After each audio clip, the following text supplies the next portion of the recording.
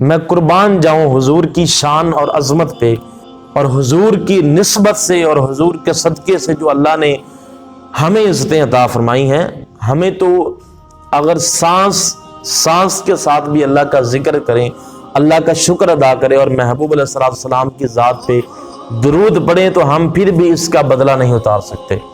حضور فرماتے ہیں کہ معراج کی رات جب اللہ کے قریب ہوا، اللہ نے مجھ سے 2 سوال پوچھے۔ ایک سوال کیا تھا؟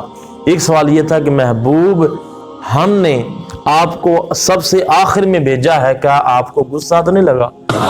اللہ، کتنا خوبصورت انداز تھا اور کتنی محبت تھی رب کی اپنے محبوب کے ساتھ، کہ رب کتنے خوبصورت سوال اپنے محبوب سے کر رہا ہے۔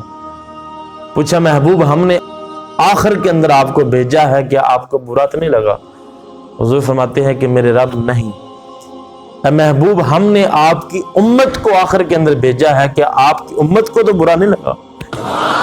ہم کیوں نہ اپنے محبوب کی شان پر ہم قربان جائیں، اور ہم اگر دن رات بھی حضور کا میلاد مناتے رہیں تو حضور کی امتی ہونے کا ہم شکر ادا نہیں کر سکتے۔ یہ عزتیں اگر ہمیں ملی ہیں تو حضور کے صدقے سے ملی ہیں، کہ اور کسی سے بھی اللہ کی ذات نے یہ نہیں سوال کیا۔ کوئی انسان مثال لا کے دے کہ کسی نبی سے پوچھا اور رب نے کہ کیا تم نے غصہ تو نہیں کیا ہماری اس آزمائش کیا تمہیں برا تو نہیں لگا؟ یہ صرف حضور کی ذات ہے کہ رب نے اپنے محبوب سے پوچھا، محبوب ہم نے آپ کو آخر کے اندر نبوت عطا فرمائی، رسالت عطا فرمائی، کیا آپ کو غصہ تو نہیں لگا؟